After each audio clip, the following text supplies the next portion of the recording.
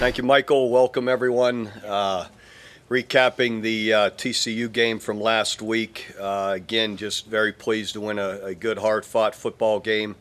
TCU, Coach Patterson, they do a great job and made us work for everything the entire day. And defensively, probably the story of the game in that just how well really both defenses were, but in particular how I guess I was very satisfied in how our defense performed.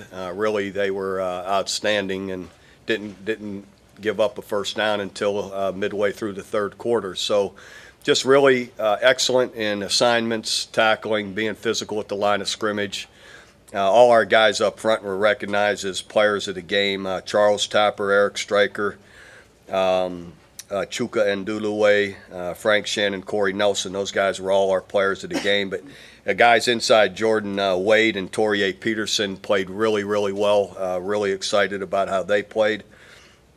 And, of course, the secondary, covered really well. I think Zach Sanchez had 4 passes defended, so really good. And offensively, it was tough going, getting something going, but still 0 turnovers. Moved the football well enough and made a big play there in the fourth quarter to stretch the lead. And Brennan Clay just had a huge game there and a great cut for the big play. Some other guys, Deron Neal, a young guy, receivers really starting to make an impact, had an excellent game with Sterling Shepard again as well. Trey Millard also, we felt had a really good game.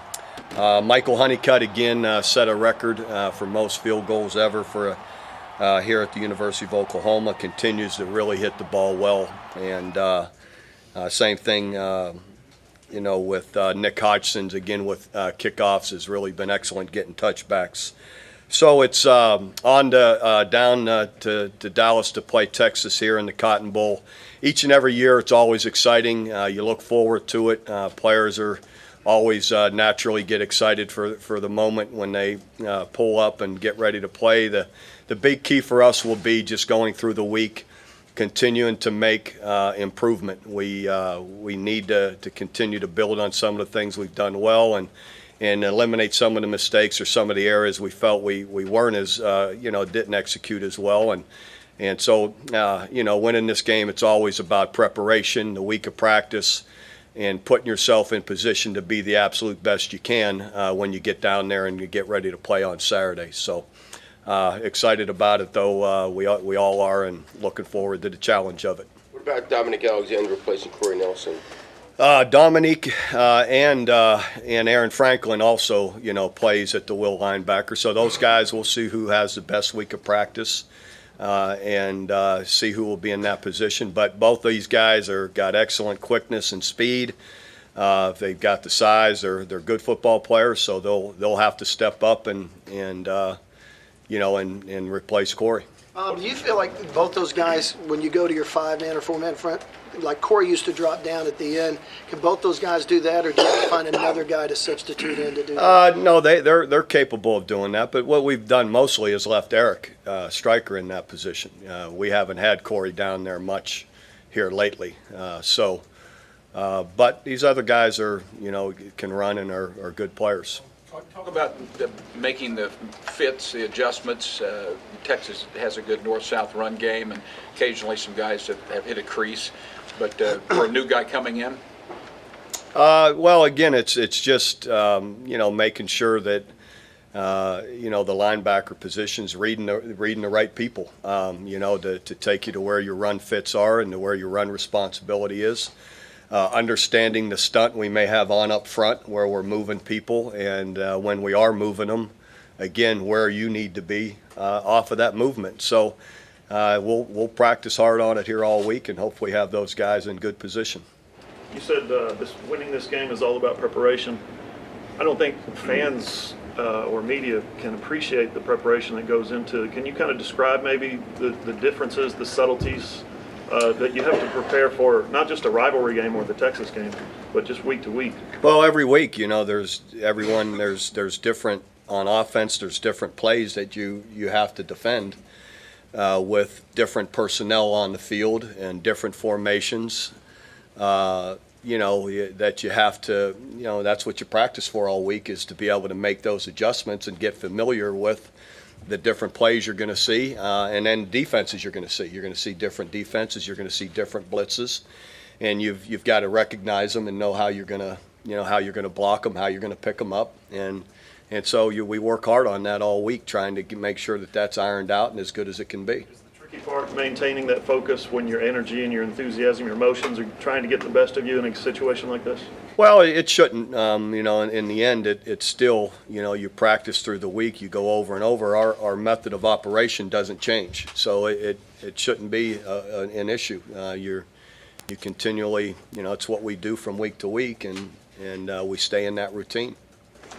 There used to be a thought process that this game was really important to recruiting the state of Texas. Is that still prevalent?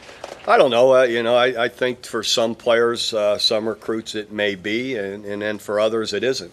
So in the end, there's this game is never the end all for either program. We've won this game before and haven't won the rest of them, and that isn't good enough. So that's how it is, and that's okay. That's how it should be. We want to win them all. So I think what means more to recruits, though, is your overall big body of work through 1 year or several years. Those kind of things, I think, stand out more than one game does. Coach, have you spoken to Corey? What have you maybe said to him? I have. I've seen him yesterday. I saw him again today. He's really still in. I love him in that he's upbeat. He's disappointed, but. He's still going to remain a leader. In fact, he's talking, and I don't know what'll happen. He's going to visit with the doctors and Scott Anderson. He wants to hold off till next week because he wants to be out on the field coaching and being around the guys all week. So you love it. He wants to remain, in that leadership role, do all he can to help us. And he's even talking about possibly trying to get a redshirt year. Now, being that he hasn't had one, so we'll start going through that whole process with our athletic, over in our with our administration, So we'll see where it leads. I'll let you know when we know he's going to be off. But right now, he's trying to hold that off. With Corey, you guys have done a lot of things so he would be on the field every down this year. As you replace him, does that kind of change? Yes and no. I mean, in some of our packages, yes, we'll probably leave Frank out there now in certain instances, and where Corey would have been. So, but Frank can do that, and does it well. But that's something we'll tinker with here through the week. What makes that Dallas Skyline program so productive? Well, they get excellent. They do an excellent job of coaching, developing their players, and they've got a group of talented players, in the area that are always in school there. So it's a great program. Texas has had trouble with the quarterback run game. Is that something you would focus more on this week, whether it's with what you're doing or something new? Well, we'll see. I mean, it's something we have every week, and to what degree, it always varies.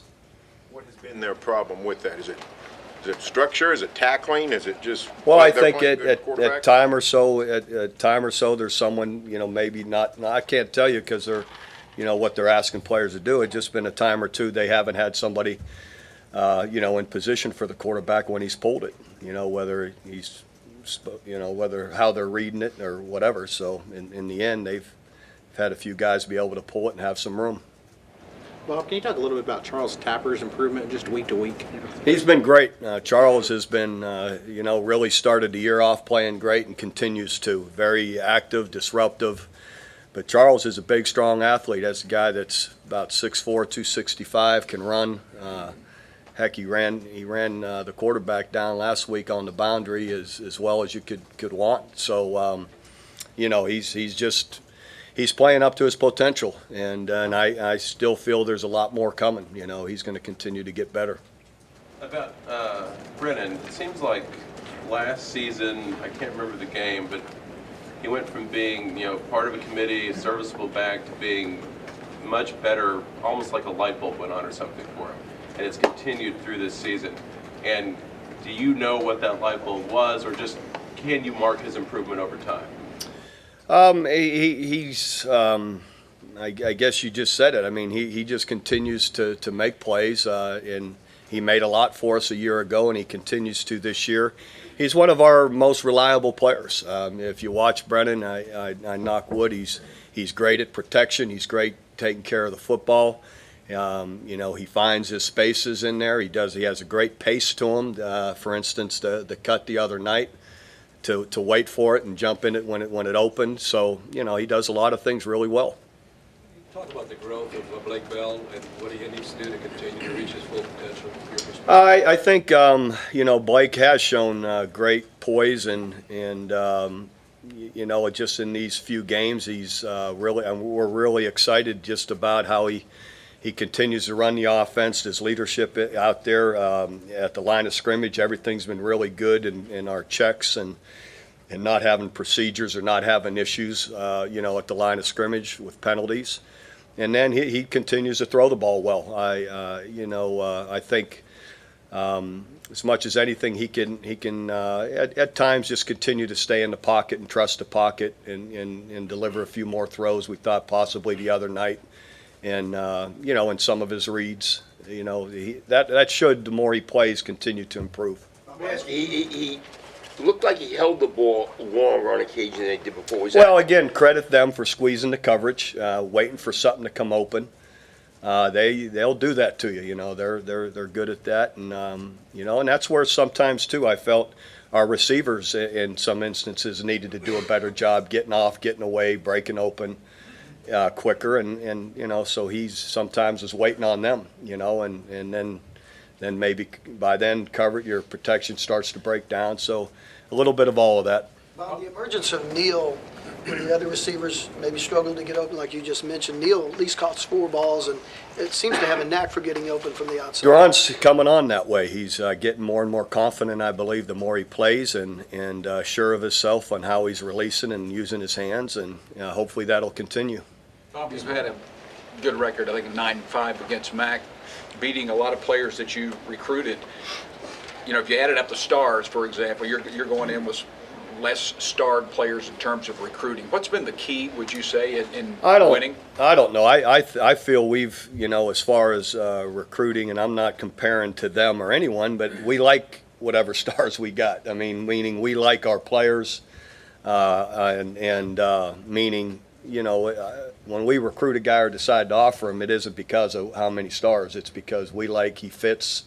We may like some intangibles. We may like how tough he is. All kind of different reasons. And so again, I feel that part of it. That we've got good players too.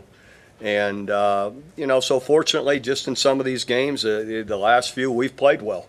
At the end of the day, you say me and Mac and I don't play. At the end of the day, it's players on the field, and again, last year we played well. The guys executed and played well really in all parts of the game. Well, you got them 4 times in blowouts, which is fairly rare for programs of this caliber. Looking back, you see any common denominators in the 4 easy games that you've had? Like I said, you played well. What's the difference between McCoy and Ash? They're similar players in that both of them, I think, run in a similar fashion. So I don't know that there's any different schemes that are different that way. They both show maturity. I think McCoy, as you watch him out there, looks very comfortable. Running the offense. So you could tell he's had good experience and is going to his players around him to make plays. But I see him as very similar in how they play. You and Mac are I believe, the longest tenured coaches in the conference. I guess because Bill Snyder left, he doesn't get to maintain that moniker before he came back. Does it seem like you've been here that long? Heck yeah. When I came here, I could go out and run. I'd probably leave here and go run 4 miles, and now I can't walk around the block. So I got to get on a bike or something now. I can't run anymore. So, In some ways, yeah, sure. In other ways, no, it doesn't feel. It feels like yesterday, to be honest with you. In a lot of ways, I can't wait to go to practice today. I can't wait to see the players, and looking forward to, critiquing our last in our meeting, critiquing our last game, and getting a scouting report for Texas. And it's Monday's a fun day. That picture of you when you get off the elevators over here, I think it's from your first or second season. I'm not positive. Do I look any different? Well, my question is, when you see yourself, do you see yourself or do you see this younger version of yourself? Yeah, I see my younger version of myself for sure. But that's not all that. Feel the same? Like I said, other than I can't run anymore, the rest of it feels the same. What do you know now that you didn't then 15 years ago? I know too much about you guys. What about the Texas running game and the running backs? Talk about the challenges they present. There's strong running game, strong backs, and how they come downhill at you. So it's a lot of schemes similar to what we see in this league. So they're back to playing more, like a lot of the teams we see now. So, quarterback can pull it and run a little bit. It's not probably as big a threat as it was a week ago, with Boykin. But still it's there, so they're solid with the run game for sure. When you get on these streaks in this series and you've won 3 in a row and last 2 in these blowouts, do you feel like that gives your team a mental edge going into the game? I was asked that earlier today. I don't look at that at all. One game, 1 year to the next, to me, they're totally different teams. They are, we are. That's a long time ago now, so in the end, you earn it year to year with what you're doing now, not because you may have won it a year before. You talked Saturday night about difficulties running the football against TCU. Is that a point of emphasis this week Sure. more than usual? Sure, it'll, maybe, who knows, maybe our guys are patted on the back a little too much for the way we ran it a week ago and needed to run it better the other day. And again, I'm not credit TCU. They're good. They do a good job in how they work you and scheme you, and their players played hard, and so they've made it challenging for sure. How much change have you seen in their defense since Greg Robinson took over? Is he basically running what they've been running all season? Well, he's adjusted some, and you could see the, scheme-wise that they don't probably blitz as much as they had been, but the rest of it, there's a lot of the same structure in some cases in their base zone coverages in their front, those kind of things, and probably just not as many blitzes, as many things going on. It's a little more tapered down and a little more fundamental that way. What do you think about your new uniforms? I like the accents they put on them, so looks good. Bob, talk about Corey Nelson, the intangibles that he brought, and the fact that he was the captain of the defense, kind of the quarterback out there, Yeah. and what you're going to do not having him in that role. Yeah, Corey he's being a great leader. I mean, he has all year. It's really been exciting the way he's played all, to this point, and was really, and he can continue to do that, be the leader out on the field, coaching and helping and really demanding the players in practice that we perform and concentrate and focus the way we have been. It's really made a difference, and we practice a lot better. You seem to have a lot fewer mistakes come Saturday, and that's happened for us. And and he's been big on just making sure that's happening, while we're out there day to day, Monday, Tuesday, Wednesday, and so hopefully he can continue to have that kind of influence. What about calling the plays out there, though? Other guys, Frank Shannon will do it. Dominique, the other guys have to do it with, with the safeties. They've got to be able to communicate with each other. With as busy as you guys are as coaches and focusing week to week, do you keep up with or hear, or do you catch the vibe about Texas fires its defensive coordinator and athletic director is resigning, and a lot of turmoil and 550 yards rushing against BYU, and it just seems like they've had a really rough season. Do you catch that as a coach? Do you see the headlines and things like that? Some I catch. The obvious one, when a coach has been changed, that you have to pay attention to that. A lot of the other I don't pay attention to. A lot of the other it doesn't concern me, and I'm not much on, stuff that doesn't pertain to us at practice and us making improvement. I don't have a whole lot of time for it. When you got here, what were you told about the OU Texas game? All anyone cared about is just win that game. They were lying. You got to win them all. That doesn't seem to be a factor anymore, does it? We won it last year. I didn't see anybody patting us on the back after the year, right? I don't mean to make this a question about you commenting about Texas, so I'll try anyway. But when you've had to make some changes, maybe some coaching changes, or maybe you want to do something different on the field, is it particularly important to sort of be mindful about unintended consequences going down the line, because you could be reactionary and make a mistake, and now you've compounded issues from one season to another. I wonder if that's what's happened at Texas, but I'm more interested in when you've had to make those decisions yourself, what's your thought process so you don't have a whiplash response to something that hurts you down the line? Well, I've never said one way or the other on any coaching changes through the years, whether someone's decided they wanted to do something else on their own or whether, it's been suggested to them. Either way. So in the end, I like what we're doing right now, and hopefully we can get better at it here this week. Coach, there's often been people compare the cultures at Texas versus the culture at Oklahoma, forgetting the Texas culture. How would you describe the culture that you have here at this program? Yeah, I don't, one that's continually tries to develop its players. I would say I'm not afraid to say demanding in that, what we expect and how to work, and in the off season, how to work during the season, those kind of things. But, most young people, they want to be All-Americans. They want to be NFL-type players. Well, the only way that's going to happen is by us being demanding and developing you. And so that's what we're constantly trying to do. I'm sure from year to year we do it better one year maybe than some other, but we're continually remind ourselves of making sure that we continue to challenge our players for improvement and development.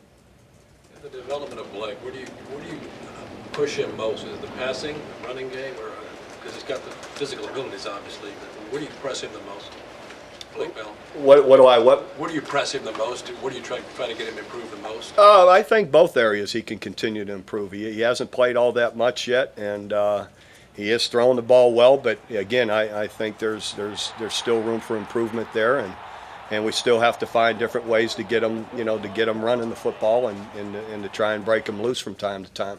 Bobby, have you ever talked to your team about being overconfident? Has that ever come up in the equation? Not really. No, our guys, we constantly talk about how are we going to be at our best. TCU, Texas, Kansas next week. I mean, how do we put ourselves on Saturday to function at our absolute best? That's what we're always looking for. Bob, going back to last year, the success Trey Millard had in that game, could you see that building throughout the week, that he was going to get more opportunities and maybe? I can't say that he's going to break out like he did. You feel he has some opportunities, and we did, and that's why we tried to get him the ball like we did. But then can't say that you always know when the big play's coming, But Trey's a great player. We just got to keep. It's like the other night he has a nice touchdown. He bends it back, and sometimes he has the right pace. So he had a big game last year. Can big plays like his hurdle or Damian Williams' run last year, can those mean more in a game like this because there is so much more emotion involved, generally with the crowd and maybe some of the players? Well, they mean a lot in any game. Those kind of big plays. You're grinding, all of a sudden you pop something. Just like the other night, they generally make big differences in games. No matter which game it is. How close was Trevor Knight to going in? Were you looking at a change of pace because he was warming up on the sideline there in the third quarter? No, we weren't contemplating that. So he was Just They're warming in the up, zone. just in case. You're an old backup quarterback sometimes too, Dean. You never know when you get thrown in. You got to be ready to go.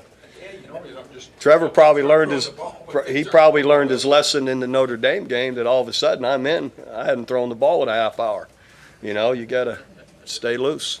Is there any temptation to go for the home run play in a game like this where momentum can swing so wildly? I think you're always trying to. You never know when you're going to pop it. Like we didn't intentionally say, oh, we're going to hit a 95-yarder last year when Damian took off. I mean, you want to do that every time you hand it off.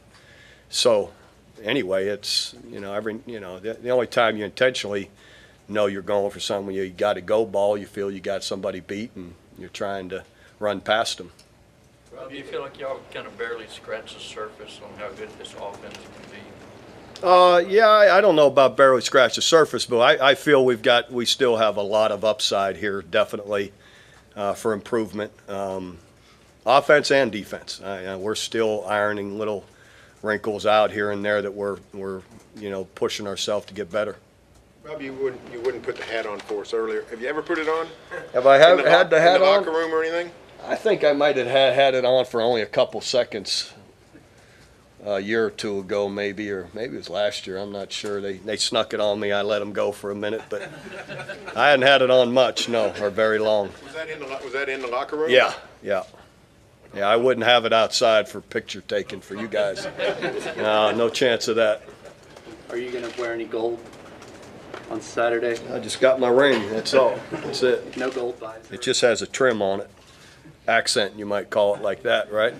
Accent. You don't have a history of changing this uniform very often. Are you concerned about that? No, keeping up with the times, man. You just gotta.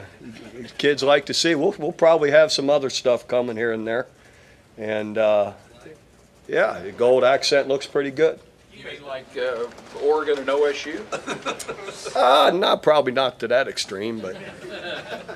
Well, how does that actually? I mean, I get the sense you have not chosen these accents. That Nike has chosen these accents. So. Well, we have to approve them. Okay. So we had some meetings a year ago, and who knows what's coming. Was there any part of superstitious part of you that just didn't want to do it after that 2009 game today? No, there's nothing superstitious about me. You never knock on wood or anything. Yeah, I like wood, and I have my same spot at chapel I don't know where how many years ago that started either, but we have chapel before games. Players know that's coach's spot right there. All right. Bob, you said you have trouble running for fitness. What do you do? Swim? Swim and bike. Bike? Mm-hmm. Just jump on a bike and go around town? Yeah, road bike out. You have to ride out, go for about an hour, get about 18 miles, 16 miles. Or swim for about 40 minutes. With the jogging, what is it? Is it your knees? Toe surgery, no anterior cruciate, bad hips. It's all beat up anymore. So you should have that surgery at Iowa when you played with the torn ACL. I had 4 surgeries at Iowa, but never fixed my cruciate. Well, what's your favorite memory from Dallas, from the games and 14 games? What's the memory that sticks out most? Any of the ones you win.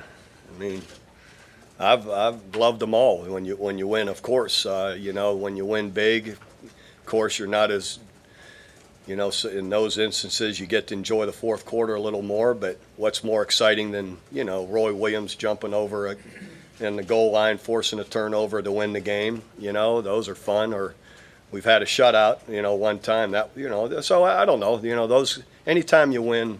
Sure, anybody'd say that. They're always special, and you always remember certain plays, from those wins.